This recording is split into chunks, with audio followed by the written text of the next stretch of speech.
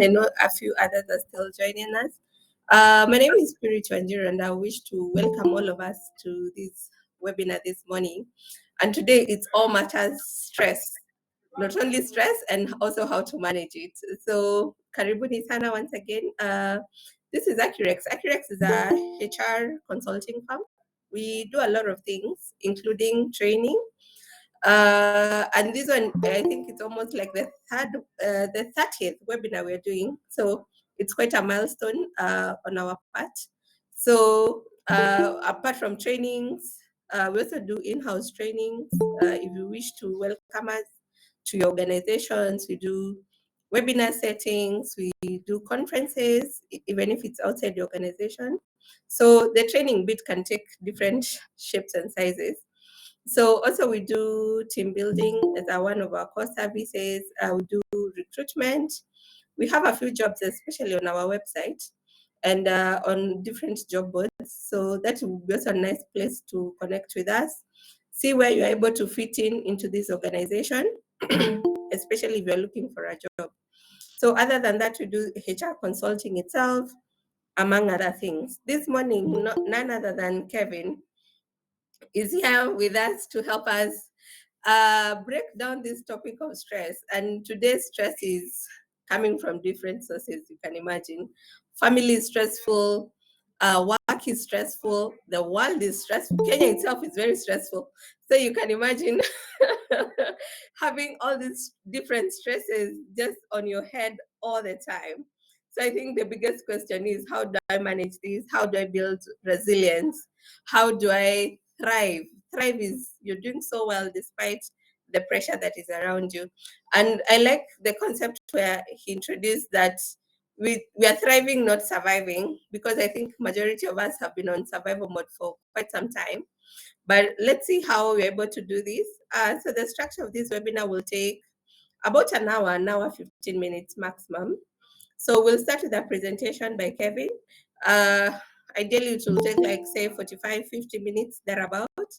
We'll have a Q&A session at the tail end of the presentation, where you're able to ask questions, interact with Kevin, pick his mind in terms of stress and stress management.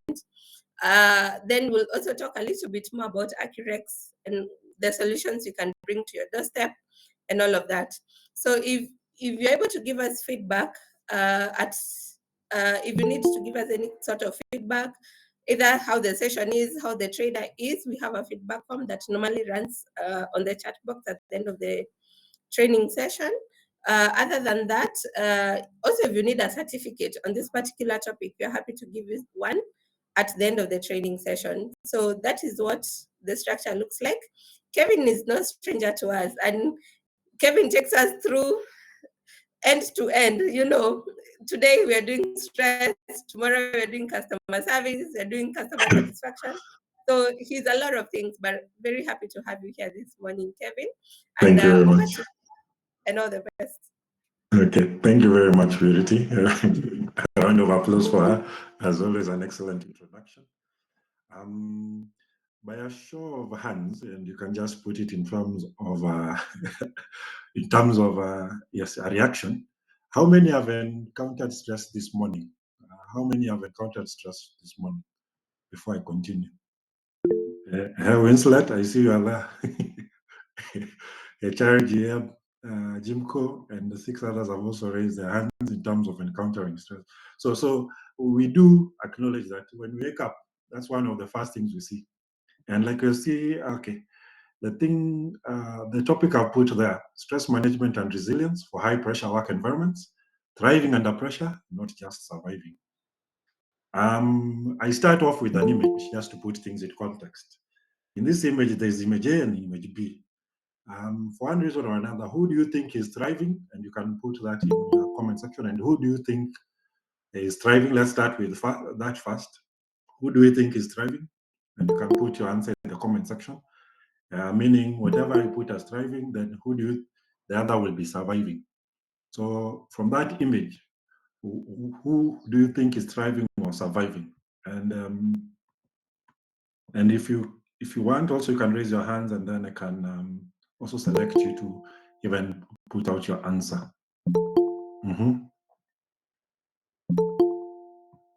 Yes.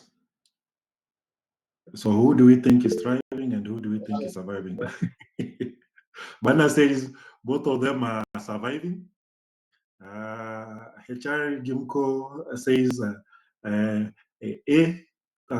B is surviving, A is thriving, and I put this in context in your office.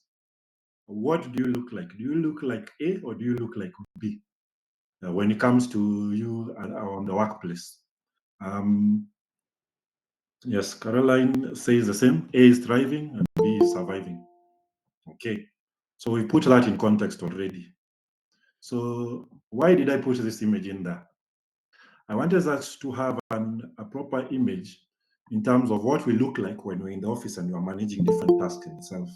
Do you look composed in terms of why would you look composed when you're handling several tasks at one go?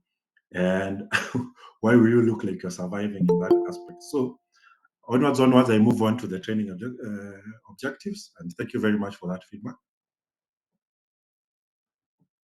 So our training objective for today under this topic will be first and foremost to understand workplace stress and its impact. Yeah.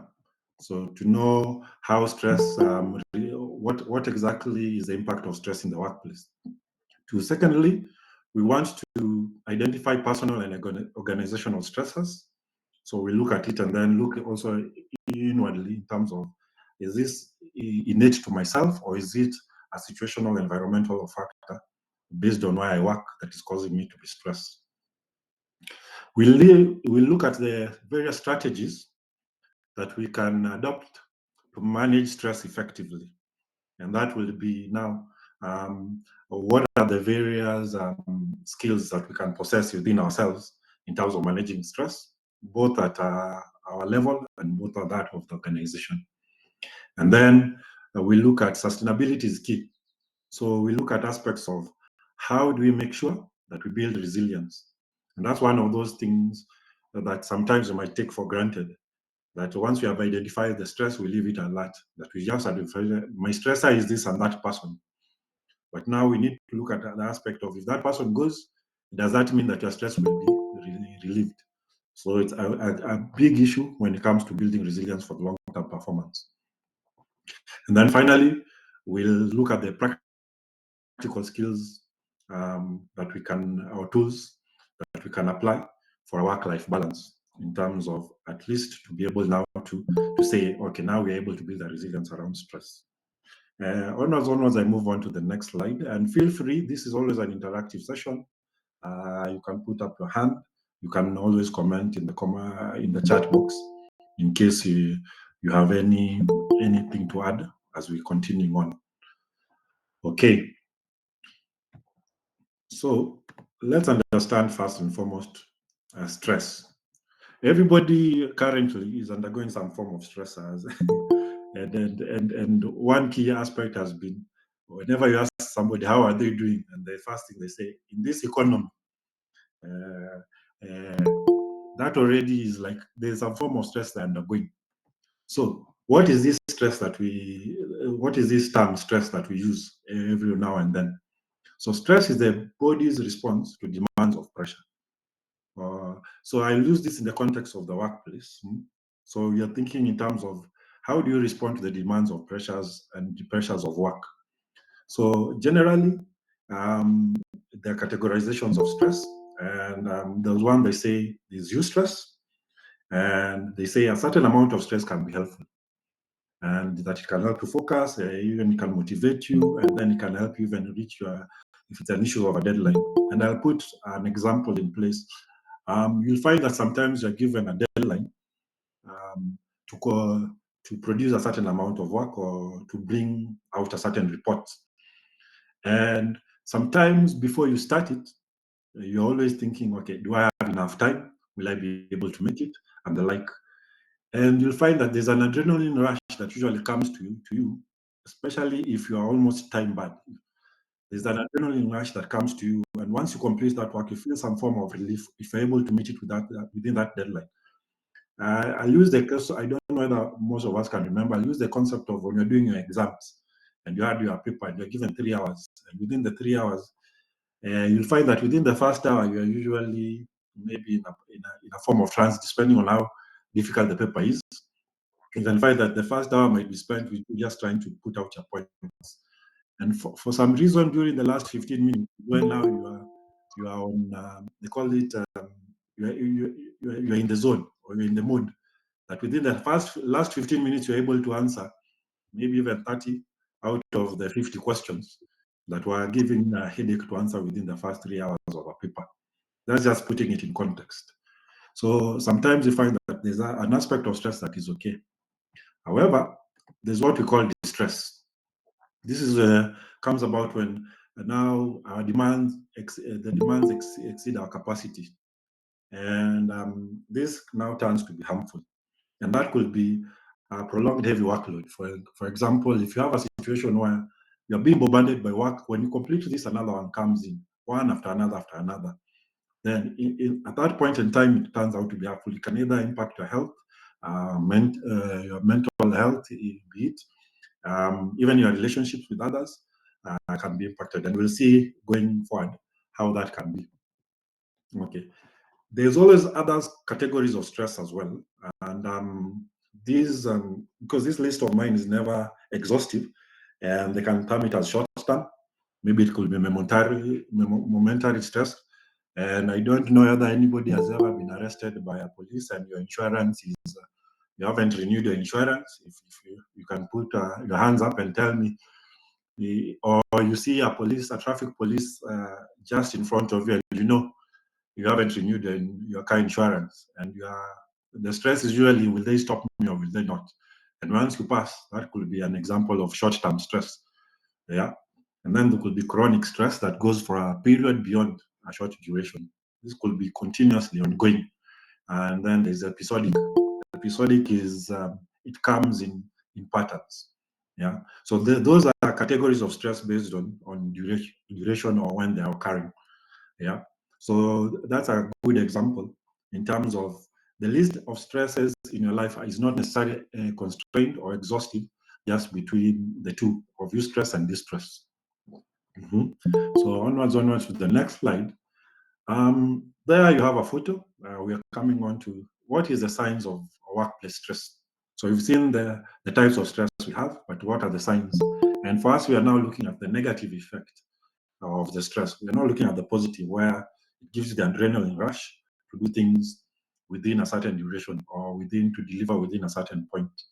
So there you see a lady, and I don't know how many of us, by a show of hands, have been in such a situation where you finish a report, and once you complete it, either it disappears on you, your computer crashes when you're supposed to submit an online work or something of the sort. That, me, is what I'm assuming at this point in time. Yes, a child from and Joan, I see you guys have gone through the same. The child from Gimco is saying. So you can imagine. Usually, the go-to posture will be something similar to that. So when it comes to stressors, we can see that our body language in itself already portray what our situation is like. Mhm.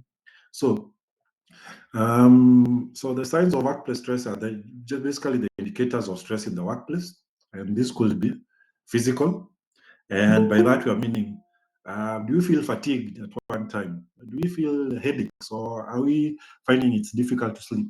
And you'll find, especially when now we are nearing the last quarter of the year. So if you had targets to fulfill by the last quarter, some of these things might be happening to you at this point in time. You might be finding them they're happening more frequently than not, especially when it comes to poor sleep and aspects of fatigue, depending on what workload you have. Um, Emotional. This could also be another sign. Are you feeling more irritable? Are you feeling a form of anxiety? Just general anxiety. You cannot place a finger on it.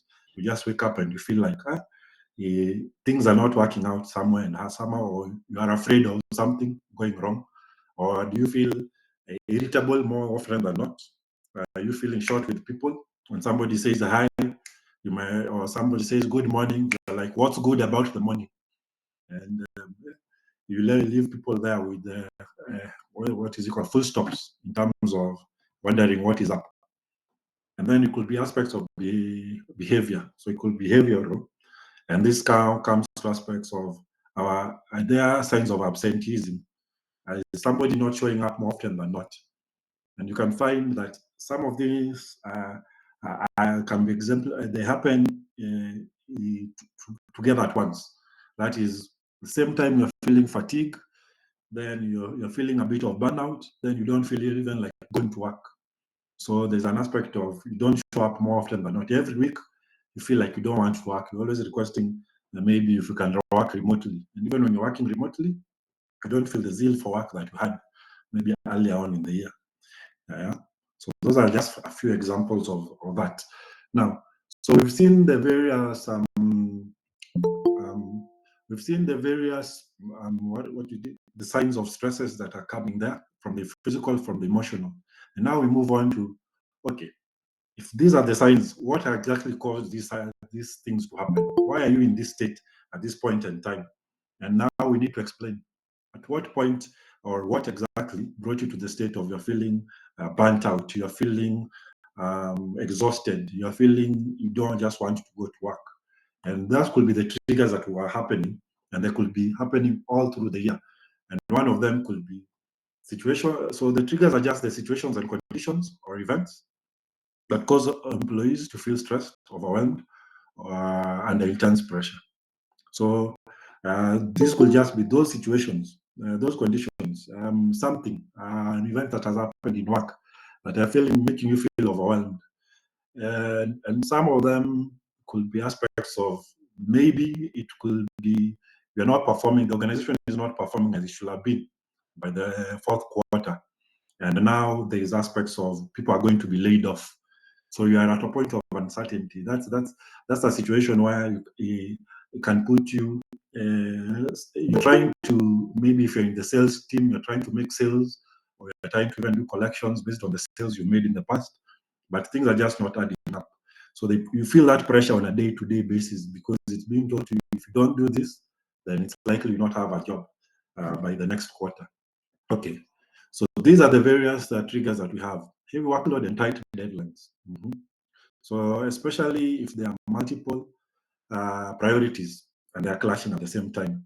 If you have a situation where you have heads of department coming to you, and each of the head of department is telling you the assigned task is urgent and important, and they want it within a set deadline, it's within an hour, and you're still, and it's work that you can't do both. You have to select between the two, and none of them is understanding what situation you're facing. That could put you in a point of stress or burnout. You can feel very, very tired or very, very angry when somebody comes and asks for a favor. If a third person comes in, you'll be very short with them. Another one could be an aspect of if there's constant change or uncertainty. Like the example I gave to you before, if the uncertainty is in terms of work. So if the change is on a frequent basis in terms of, especially when it comes to management, where every day you're getting somebody, or even if it's a policy change, today you're being told this is the role that your department will play. Tomorrow the roles are being shifted to something else. Next day somebody else tells you, no, we've tried this to want it now to be, this is the direction you're heading. Sometimes those create aspects of stress because once you've completed a task, you find that it's declared null and void. Now we are going a different route, so to speak. Another one could be high responsibility with low control or influence. I don't know, maybe it's just me, but at one time I was working for an organization where um, the boss's son was assigned under me, and he had no skill whatsoever when it comes to technical expertise in what we're doing. However, the boss didn't want to deal with the son. So it was for me to tell the son, I'd even have to call him in the morning to tell him, okay, we're meeting at site. I'd even have to call the son and tell him, okay, this is what we're doing. When you're meeting with the client at site, this is what we're doing. We have to do. Can you come and prepare materials, one or two, so that we can do the presentation to the client based on those, because we had samples that we were displaying. So I found out it's very difficult to also be short because later on it was let slip that when the son will go home, they will discuss me and in terms of what I was doing when I was in the field and in terms of my productivity. So at that point, you find that the boss is telling you, no, make him work. But at the end of the day, he's the one who's giving the boss feedback on what you're doing. Those are very strange scenarios. Yet you're still going to meet out with clients. You still need to secure, maybe if it's a contract or if it's an agreement you want to secure with the client. But at the same time, you can't keep on putting the pressure on this boss's son to deliver on their part. So you find that you're doing your role, you're doing the roles and the tasks assigned to you, and partly you're doing also his tasks, so that you can just make things flow. Because at the end of the day, you cannot even recommend for him to be fined, because the boss kept on insisting, no, just make him do it. Yeah. So those are situations that we find ourselves in every once in a while. And you have responsibility, but you have no influence or control over the people who are under you. And then finally, there's an aspect of, or rather, lastly, there's an aspect of life imbalance. By that, we mean that sometimes we find that when we don't balance our aspect of our work life and our personal life, they do come in conflict. And that could be in the terms of, for instance, for those who are in relationships, you find that your work might take up a lot of your time, and maybe a significant other wants you to dedicate some, quality time to them, and you keep on saying, no, I'm at work, I'm at work, I'm at work. So when you get home, the first response is, Kwani, this job of yours, are you the guys who are building? Are you the one guys building the nation? You're already getting negative feedback in instance, and at the back of your head, you're thinking, this is how I provide for myself. If you are married, this is how I'm providing for you and the children. But at the end of the day, even at home, you find that now you're creating that rift with your children and your spouse. So those are some of those triggers that now start in terms of, even when you go to work, you're not as motivated. When you come back home, you're also not as motivated. So they affect you in one way or another. And then there's finally, there's a trigger of if you're dealing with high stakes. But that means that if your task you've been assigned has serious consequences, or the pressure is on you and everybody's telling you, especially people who do tenders. I don't know how many people by a show of hands have had to handle tenders before. So you get a tender and you're told this tender is for crazy amounts of money. And you're told, we are totally relying on you to be able to make us deliver on this tender. So every day, everybody is asking, where are we at with this? Where are we at with this? Are we already produced the tender? Have you finalized the tender? Where are you at? So it comes to an extent where even as you are going to submit the tender, you are still very anxious. You have done the work, but you have completed, like, I don't know, those bulk, I don't know how many pages worth of a tender document, but you're not happy with your results because you're still afraid that when you go there and you submit your tender, everybody is just looking at the fact that if it doesn't go through, it is on you. So there are those aspects of, we get those stresses even when you have completed your work, you're still not happy. You're still at a point of stress in terms of how can you secure. And especially when people are following up and asking, where are you at with the same? Yeah. So now we've looked at those triggers in terms of, okay, these are the things that are causing us stress. These are the things that are making us become, whether it is irritable, feeling the burnout, or even just mentally not okay. So now we look at those things. So what is the cost? What is the relevance? So yes, I'm stressed. So why should we care if an individual is stressed, or even why should an organization care if that is the case? One key aspect of cost of stress could be loss in productivity. Yeah. Stress can impair cognitive function, drains energy, and reduces focus. And we see this, like when you're in the middle of something and all of a sudden um, you get that email and it's in caps, all caps, especially the subject line, and it's put that I don't know whether anybody has ever received the email with the red exclamation mark.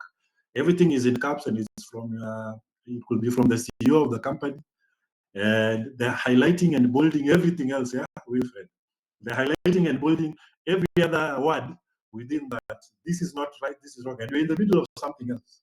They're saying something, and it could be a good example is for finance people is when when auditors want certain things told to them, you're given responses and you get that draft of an audit report, and every response that you gave was taken in the extreme end, and the CEO is there sending you other things, and maybe in the middle of something else, a serious report also to submit to the board or to some investors, or even to, if you're in an accelerator program, to get investors to invest.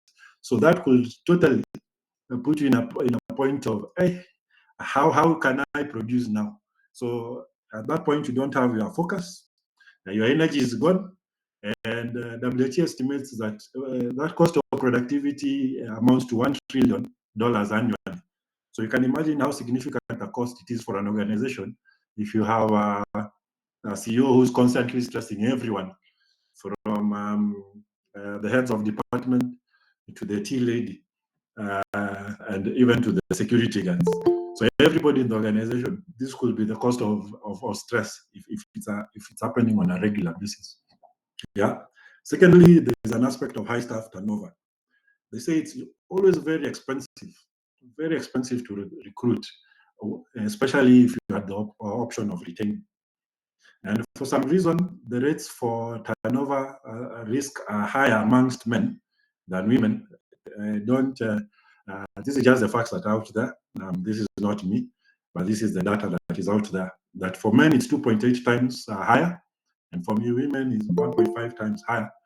That the likelihood of them leaving an organization because they cannot, because of stress factors. So if you think about the costs within an organization, so if you have more men in your organization, there's a likelihood that they might all decide to leave compared to the women there. I don't know whether it's a resilience factor, but I will just put that up there. So, thirdly, there's an aspect of increased health costs. And the statistics show that for employees experiencing high levels of stress, there's a 50% chance that the healthcare cost will be higher as compared to others. So that is, you can see it's a significant percentage when it comes to a whole organization and where everybody is experiencing high stress levels. So even cost-wise, when it comes to healthcare, um, there's a significant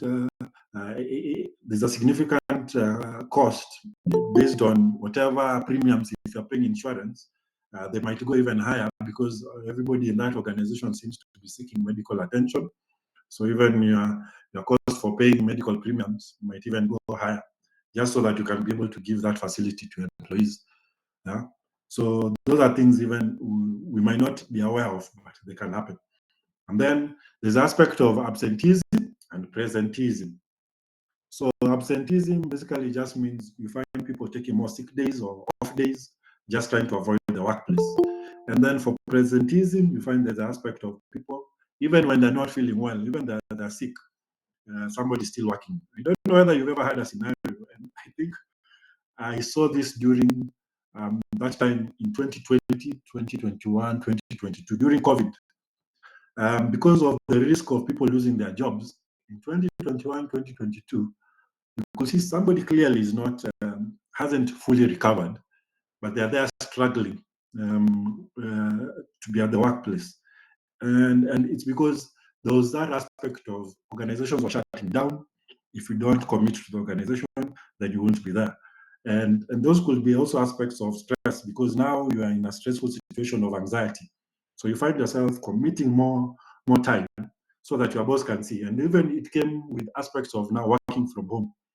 You'd find you'd put in more hours than even in the workplace so that you are not declared redundant. And also, since your boss cannot see you at a work table, somebody will go all the way and even send emails as late as midnight just to prove they're still at work in terms of that, so that you will always be calling or you'll always be receiving a call so that people are trying to verify whether you're working or you're trying to show people you're working when it comes to remote work. Everybody is trying to justify their situation. So when people are stressed about a situation, you find that we go overboard. Yeah, we highly compensate on the same. Yeah. Mhm. And then there's aspect of reduced job satisfaction in general. Rebecca, you might have been a victim then. So, reduction when it comes to aspects of job satisfaction.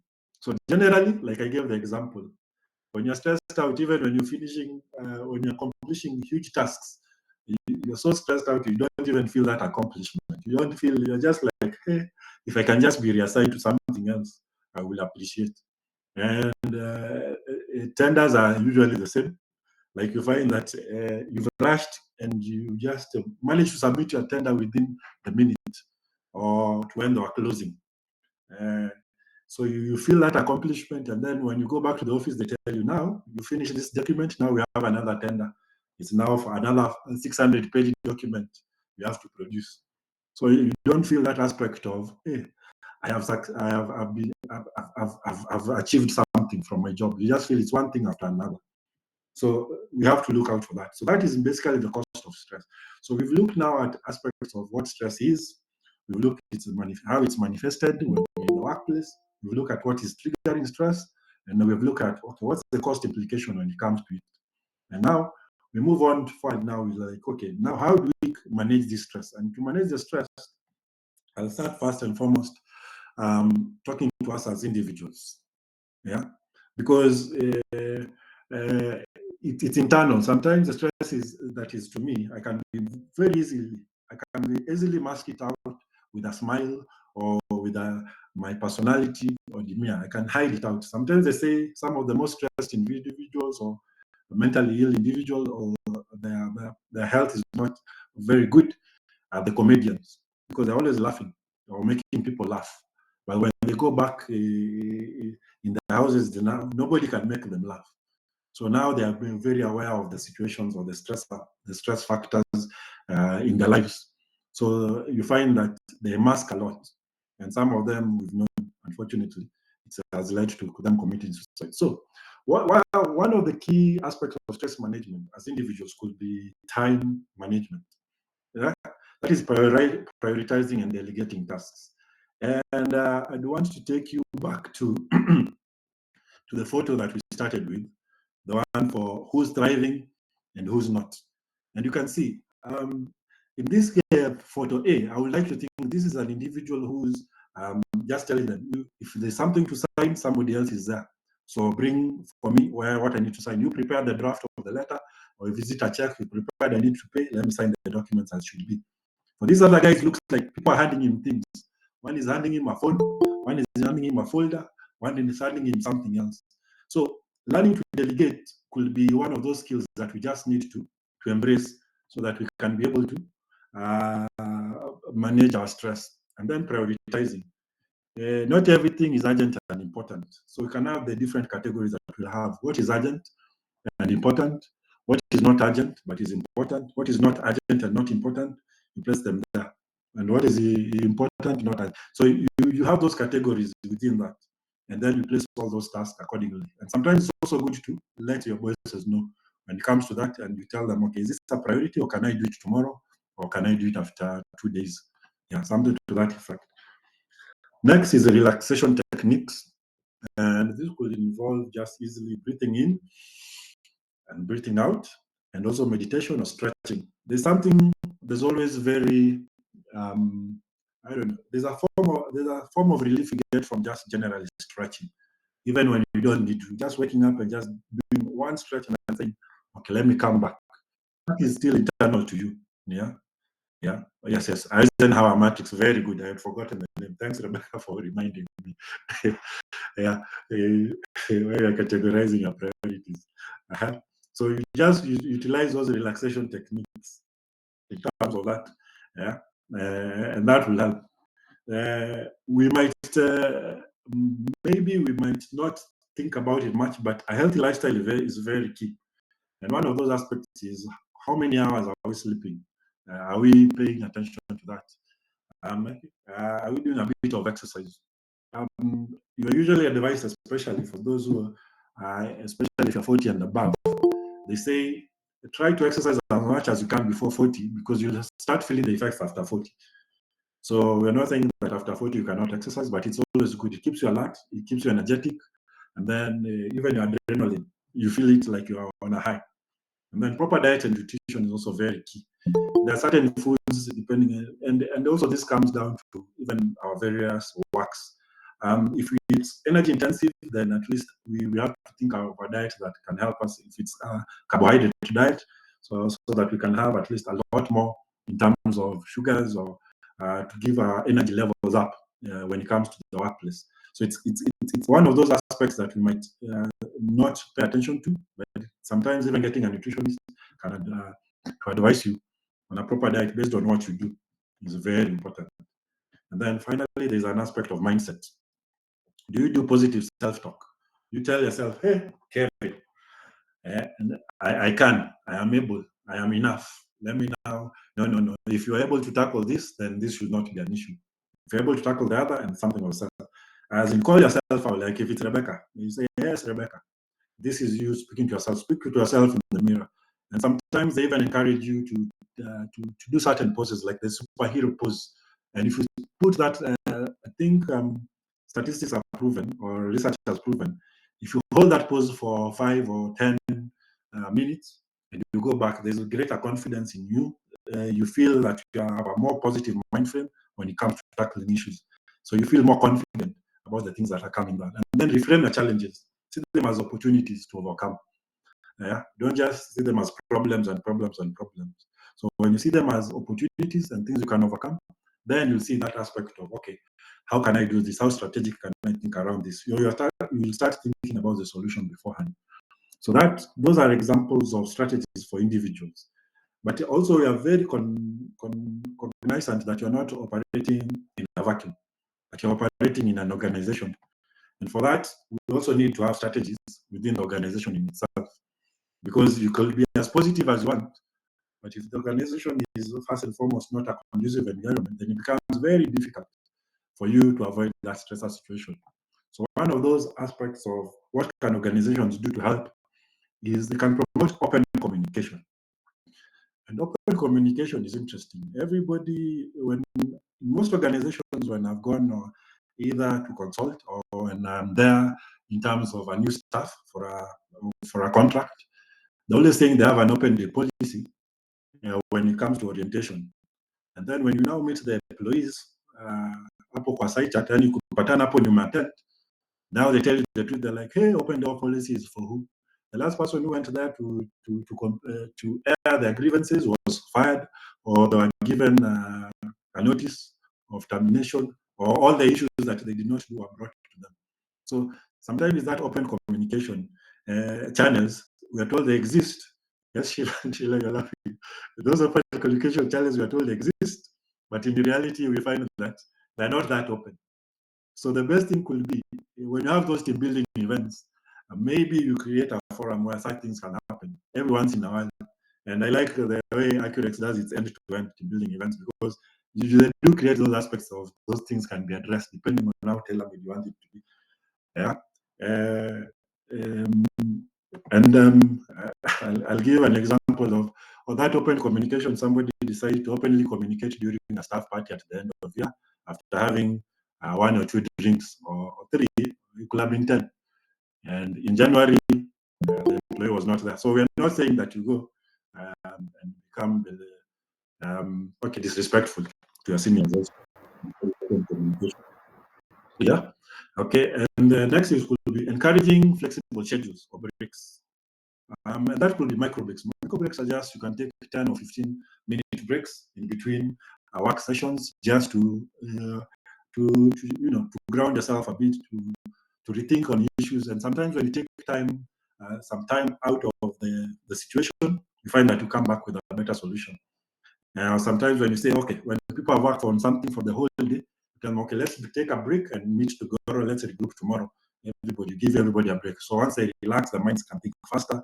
Even when they're relaxing, then when they come the next morning, they find they have the solution. Sometimes you find even the best solutions to a problem come to you when you're in the shower. As you're showering in a moment of silence, you're thinking, and then you find, maybe this could work. By the time you're leaving that situation, because those relaxing situations or those breaks do help the mind now think differently. It's not now in the high pressure environment it was in. Yeah. So flexibility in working hours where possible helps employees also to manage personal responsibilities alongside work. That is, if I'm having an event for my kids, it will be good if I can tell my boss or my head that, okay, I want to go for this and this event. It's at my son's or my daughter's school.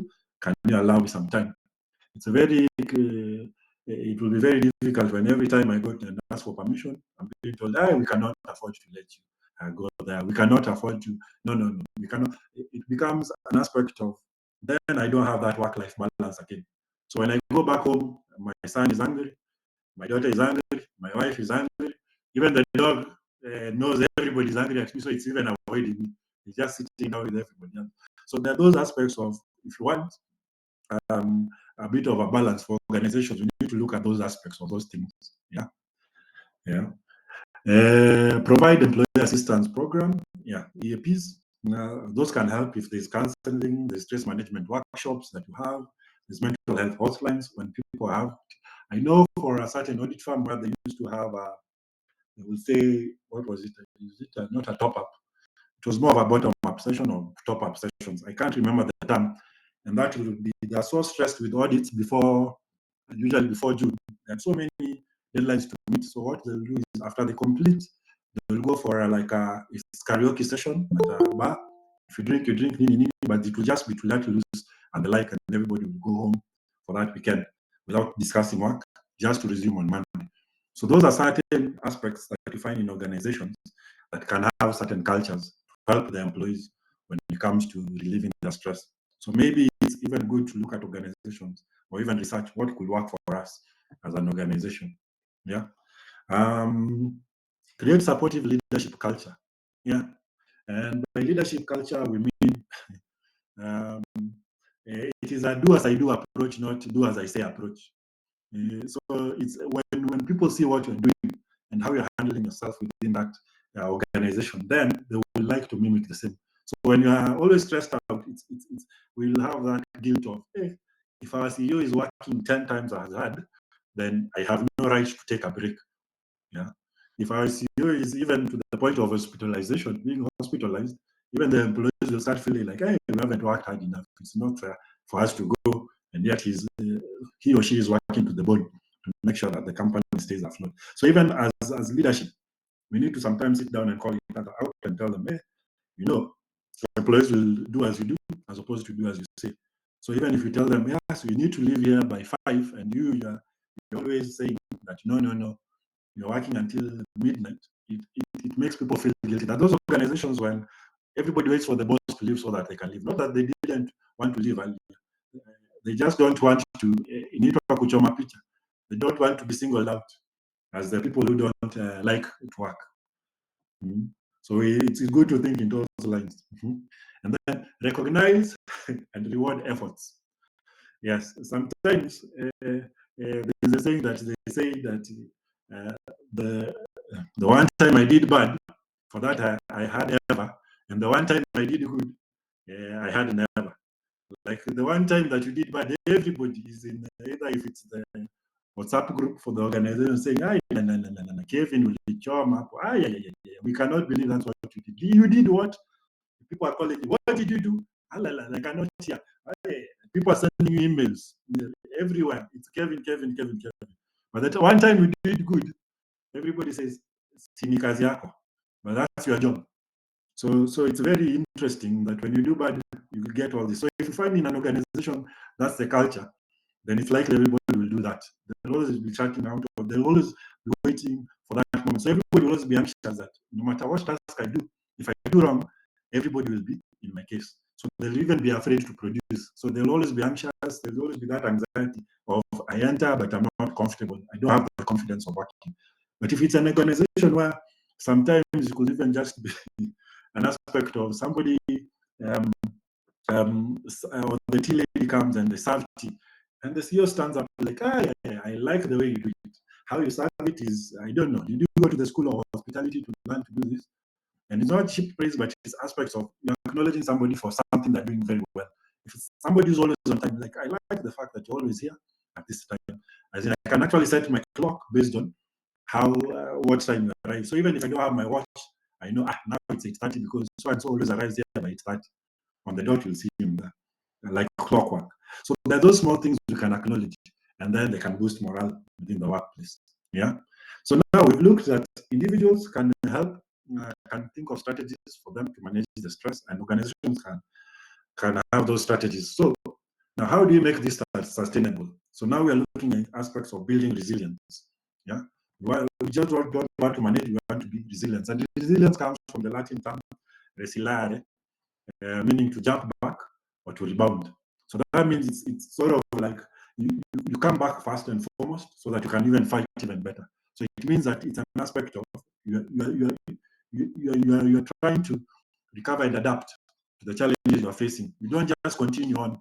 So you're adapting first and foremost and finding out what strategy will work in this situation.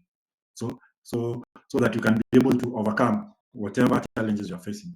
So these are the core elements of resilience. Yeah? One of them is self-awareness, and we have done previous on emotional intelligence and the like. And this some things keep on recurring with each and every training as we are coming to see, because self-awareness is an aspect of you can be able to recognize those stress signals that we spoke of earlier. If you're feeling burnout, then say it out and say, okay, this is not me. I'm not feeling myself. You know, don't just say I'm not feeling myself and then continue on. Say, but I'll power through it, power through it. Yeah, and it could be in terms of behavior. Are you feeling like you don't want to go to work? And at that point, you can even say, can I take my leave days now? Because I feel like I need to go and recharge, so that I can come back better and more productive. And it could be that aspect of physical. Are you getting frequent headaches? Yeah, and don't just assume my headache is with so and so, because some people say my headache is with an individual, not knowing it could be with the whole organization as a whole, based on the stress factors that have been they've been incurring. So it's good to pinpoint some of those things. Emotional regulation. Yeah? Now that comes back to the aspects of how do we react, because reaction is us internally. So we try and as much as we can to avoid reacting impulsively. Yeah, and that could be you try and pause before they say your first response might be a truthful response, but it's also the response that will make you get fired by your boss. Yeah. So it could be how you say it also matters. It's not necessarily what you have said, but how you have said it. So even taking time and pause and then rephrasing and then saying, okay, this is what I'm seeing based on what you have said. And learning how to breathe. Just try and even every time, even when it comes to your situations, and you can play it out even in public. If you're stopped by the police before you become confrontational, try and breathe fast and then smile at them and you tell them, okay, what are you accusing me for? You say them, okay, is there an issue? Is there something else? Don't just go into fight mode. Yeah? And then those are the aspects. Choosing constructive response, I've already mentioned up there when it comes to that aspect of have you posed and then thought about what you're saying. And next would be problem solving skills, when you're building resilience. So how can you, it's the same thing. I usually use the same example. How do you eat an elephant? And everybody says it's one bite at a time. You don't need to eat the whole elephant from the beginning to the end. So you're like, okay, this is the elephant. What part do we start with? Okay, so can we start with what? The midsection? Do we start with the rump? Where and where? So you don't just start with the whole elephant. And that's the same with the tasks that you are being assigned. If you have so many tasks coming in, then you need to now sort it out and see, okay, which is a priority. You balance it out in terms of that. Yeah, use the matrix, so to speak. And then once, or if you find that certain tasks that are simpler to do and faster, they give and you have a Herculean task coming up, finish them off very fast and now commit your whole time to those that are big and Herculean, that will need more time and the like. So at least everybody else is off your case. Yeah. And then finally, or second last, is social support. Because it's one thing to have a resilience that you're building by yourself, but if you don't have the networks inside and outside of your organization, it's another ball game together. And they say for CEOs is lonely at the top. It's the same I find for head of departments. I think it's also the same I've seen for certain HR heads, where everybody else feels like because you're a policy maker or you're a policy implementer, you are the devil. So basically, sometimes even I remember there was one time, I don't know if there's a fan of Star Wars, you hear people saying, "Ndio shetani anakuja." So or the Darth Vader, yeah, that's Star Wars. Darth Vader is the bad person. So somebody was being nicknamed Darth Vader in our WhatsApp group, and every time that person would be, "Hey, no, Darth Vader. Who is this Darth Vader that everybody talks about?"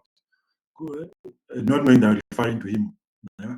So you find that those aspects of, once you have strong networks, it's easy. And even for those higher ups, the networks could be either within people within your same level when it comes to the organization, or it could be networks outside of the organization based on people who face similar challenges, because then it helps you be able to strike a balance and also maintain your sanity, so to speak. Yeah. And then there could be, lastly, we could look at aspects of optimism and adaptability. That is, whatever challenges you face, if you reframe them and look at them, it's not a half empty glass scenario. It's a half full glass scenario. That yes, we are here, but at least we have water in the glass. So how can we make sure that it's full? So you think in terms of, okay, this is the situation. What skills do we have? At least we have so and so who can come and do this. Let's start with this, and then as we work towards the other. So don't just have a way kind of attitude. Yes, yes. Washington says having someone to talk to, whether a friend, family member, or therapist, can also ease emotional burdens during the times, which is very true. Sometimes we forget the value of the therapist. And also sometimes in family, we're afraid to take our problems there, because sometimes family will tell you, wewe kila siku unapatia tu shida za kampuni yenu. So some of those things are a bit of a tricky situation, as we say. But like we're saying, it's important even within the family itself to have that aspect of, okay, I'm bringing this just also for me because it's weighing down on me. So you explain it beforehand and then you go into the rant. And sometimes that is very important, especially for spouses. When you're driving home, you find that for the husband, some will bear me witness. It is your role now to hear what has happened in work. And then we forget that even for us, we need to even share our burdens with our spouses. Yeah. Okay. So now, finally, I do want us to look at what are the tools we can use. Yeah.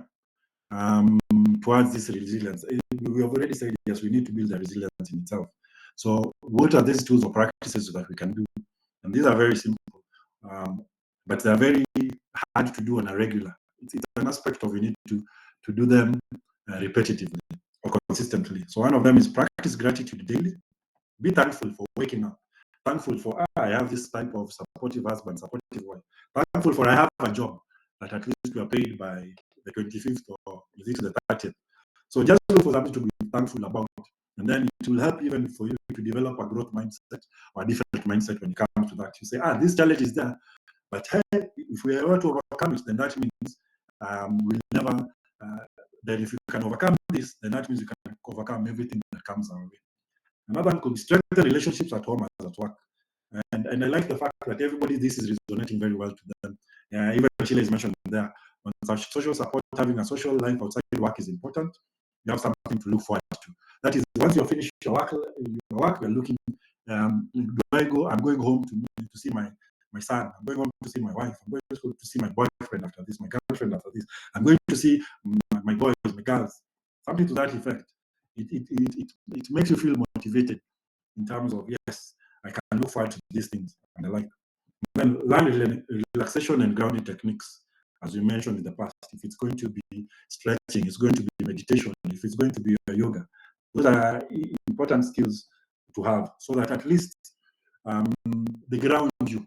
So that when you feel like you've gone to an extreme, you just go. Some people even it's going to the gym. It makes them feel like, okay, now I'm grounded. I can go back. I have the energy. Some is running. Some is walking. And then look into the aspect of seeking mentorships and coaches.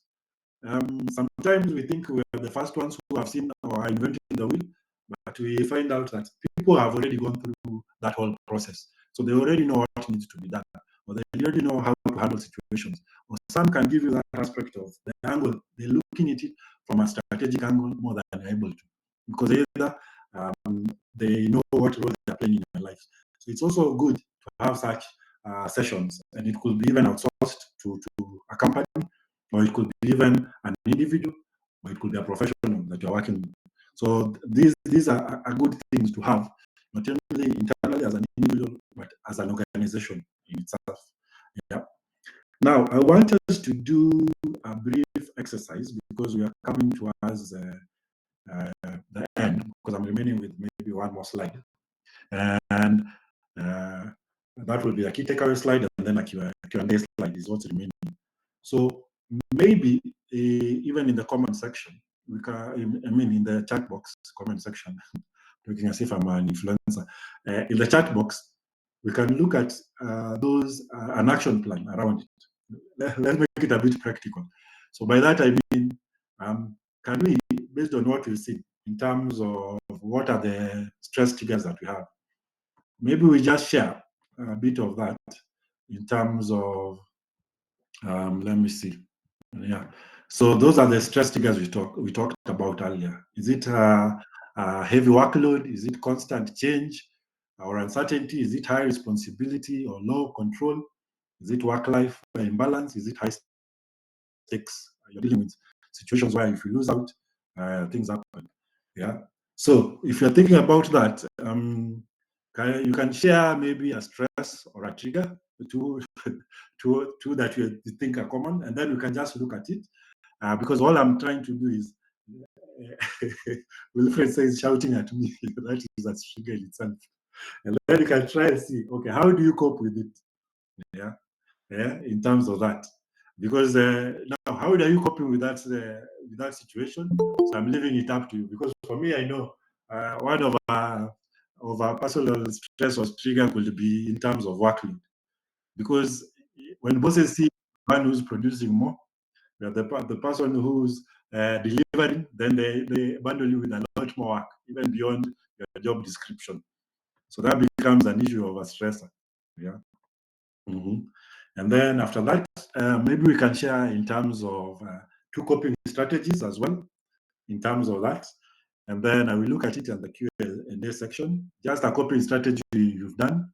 And then finally, we can finish with one resilience building practice. So I'll just go through them in whatever random format, and then I'll share it out as I mention your names in terms of your contribution from that. So a personal trigger, a coping strategy, and a resilient building. Yeah, strategy in that sense. Yeah, and just to assist you on the same. So like we're saying, like a coping strategy will be where we say as an individual, it could be maybe time management, relaxation techniques, a healthy lifestyle. It could be an issue of your mindset. So think about, are you thinking positive? Are you thinking about that? Yeah. And then when it comes to maybe resilience building strategy, I'll go to the tools itself. What do you decide? One resilience strategy, have you decided that you'll practice gratitude daily? You'll develop a growth mindset? Is it an issue of strengthening your relationship, whether at work or at home? Because you've seen the significance of both. Will you learn to relax, meditation and grounding techniques? And then will you seek maybe mentorship or coaching? Not to put anyone on the spot, yeah? So thank you very much. I see coming already there. So I'm moving on to the very second last slide before we go on to the Q&A. And for me, it will be just those Q&A takeaways. And the key takeaways will be, first and foremost, we need to build resilience to thrive in a high pressure work environment. So if you don't build resilience, that means even the techniques you have might be short-lived. So try and build them, do them on a regular basis. And then secondly, we need to balance between personal responsibility, what I can do as Kevin to relieve my stress, and what the organization can do. So if it's something I need to do, let me not just say the organization is giving me work and more work and more work. And yet I don't even have a structure in terms of the work I was given. I don't have a structure to complete it. I don't have time frames. I do not delegate, and they keep on compiling up. And when I'm asked, where are you so far with this? I'm silent. Let me have a feedback mechanism, or even let me consult with my colleagues and tell them how do I go about this. And then finally, a takeaway will be small daily habits lead to long-term impact, which is true. Have you ever noticed that if you wake up late on a Monday, it's likelihood and get to work late on that Monday, likelihood that whole week you'll be waking up late and getting to work late. I don't know, Sheila, it resonates well with you. Is this? I hope it's not the week you're having. So that's the thing. As in, it's like it becomes a habit and it's very small. But then when you decide that every day as I go to, I'll wake up by 5, regardless of whether I'm going to work or not. You'll find that automatically, even on a Sunday, you're up at 5. On a Saturday, you're up at 5.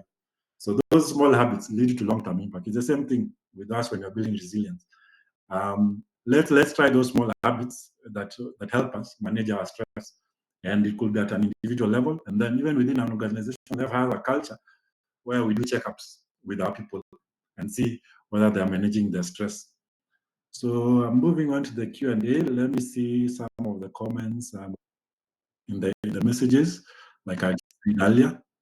Okay, let me see in the chat box. Yeah. Okay, let me scroll. So yeah, I can see shouting at me. Wilfred had mentioned Mercy. So these are some of the triggers: uncertainty.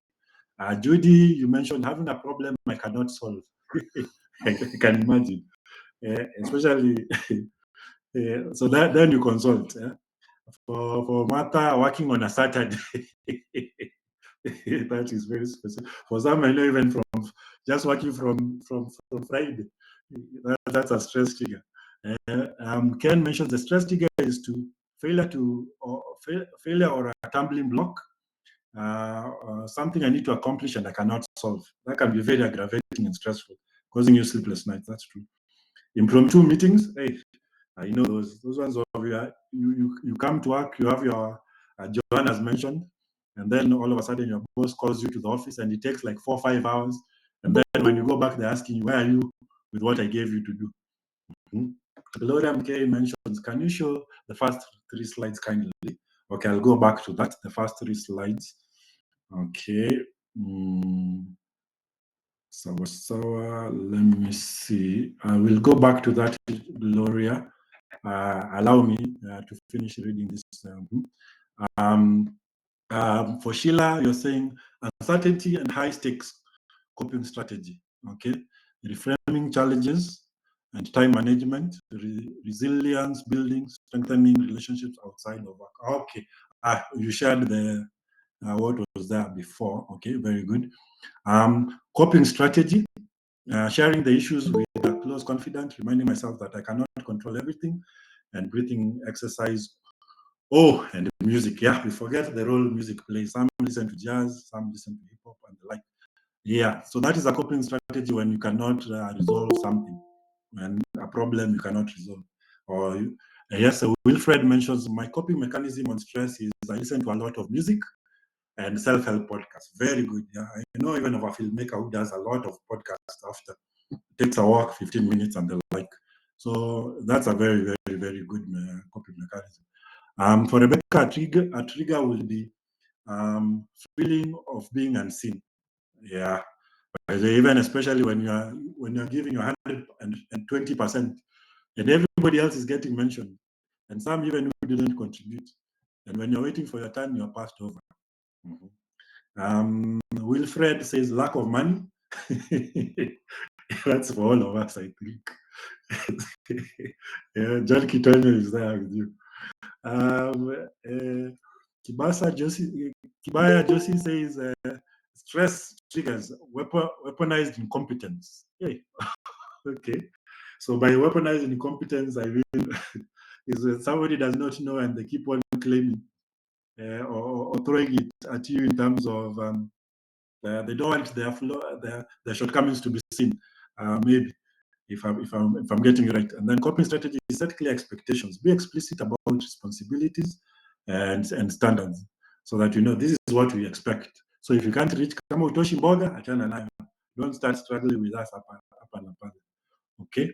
And the resilience building tactics: strengthen emotional resilience, detach emotionally, recognize yes, it's never personal. It's business. Recognize that behavior is a tactic, not a reflection of your ability. Very true. This helps reduce frustration. So if you think of that aspect of it's not a personal issue, it's just work related, and you keep it to that as well. Building resilience, emotional regulation. Okay, that's very good. That is from Rebecca. Okay, so that is you try and regulate your emotions. Don't react emotionally to everything. Strategy: I keep my calendar updated. and visible to everyone to cope with. Joanne is actually teaching her our ways, her ways, so that we can adapt. So that is good. Yeah, share your calendar out so that everybody knows at this point you are not available, and so that those impromptu meetings, you're not thrown into a Zoom call and somebody knows very well you're not available at a time. So they say schedule at a time that is good. Violet mentions toxic boss is the worst stress. Mhm. Yeah, that's that. I mean to that. People depending highly on me, not appreciating my efforts. For Violet, everybody resonates very well on that. Yeah. For HR, I think that's also a thing. HR Gimco. That's also a thing. When people depend on you, you're always feeling like, hi, everything. The world is you're holding the world on your shoulders. Uh-huh. A trigger for Gloria will be money math, not mathing. Especially when you have you've already gotten approval for a budget, and everything else seems to have been inflated by 30 or 50%, and you're still told to carry out the activity. Yeah, that is very difficult, and also in our personal lives as well. Then so prioritizing clean needs. So you do what you can. What you cannot, you try and scrap off from your budget. Lilian Serem saying working for long hours without tangible pay.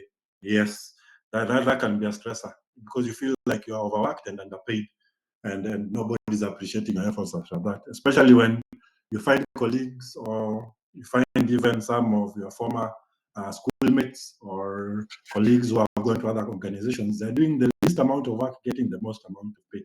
You start calling yourself to meetings and wondering why me, why me. Okay. And Alice Mwende finally says a trigger for her is poor management. Okay.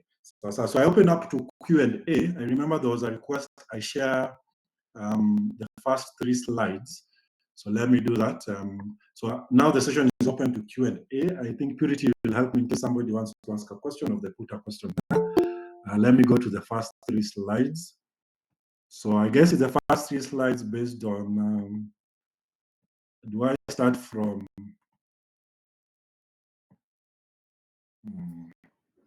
I'm assuming maybe they missed the when you were starting. Yes. So from there, if I may.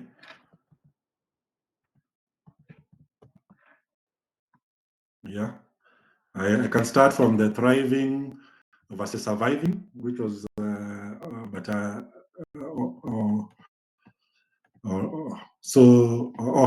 yeah, this one, understanding stress. Yeah. So this was the first slide in itself, but the slides will be shared, I presume, Purity. Yeah. Yes, they will. Okay. So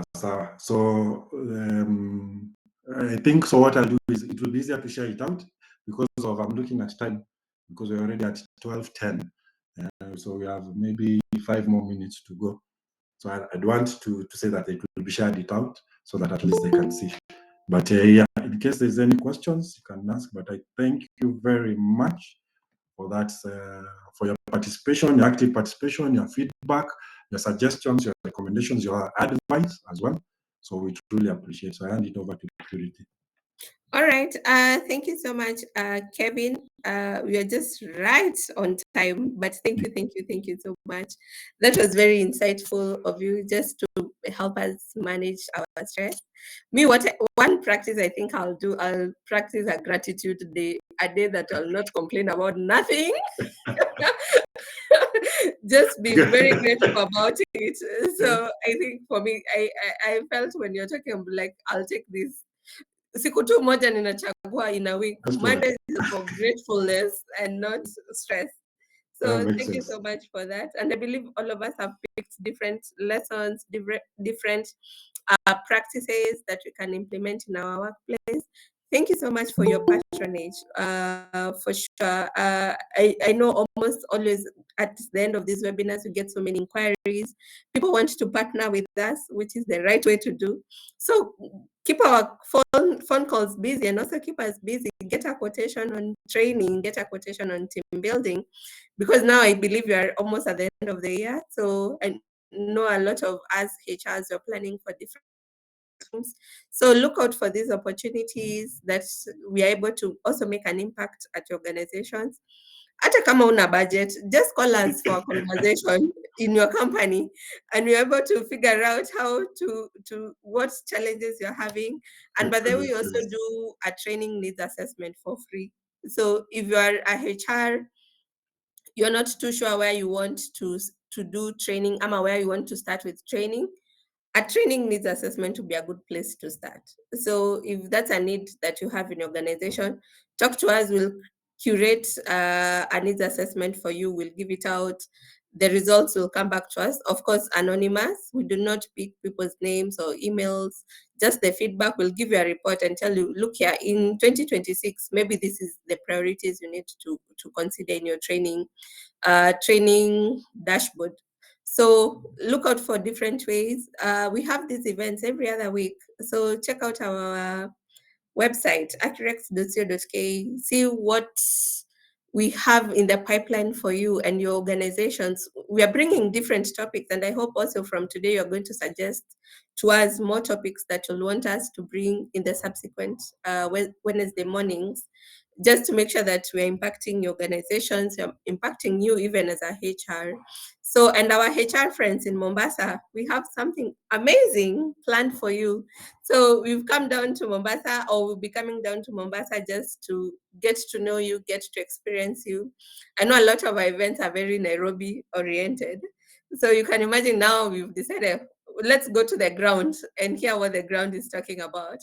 So our next stop is Mombasa. So I've dropped the details about our Mombasa HR breakfast. It will be like about 2 weeks from now, on the 4th of October. It will be on a Saturday from 9 a.m. to 1 p.m. We'll give you breakfast. We'll also give you a lunch. So why not? And it's on a Saturday. So so that is it from us, from ACCUREX. I want to sincerely thank all of us. Thank you, Kevin. This was Thank so you. amazing. Thank you for Thank the you too. audience. We were at capacity. So thank you so much for all of us who are able to join this morning. Thank you for ACCUREX team for making sure that everybody is here. We are coordinated. So thank you so much. I wish you a very good rest of the day and a very good rest of the week.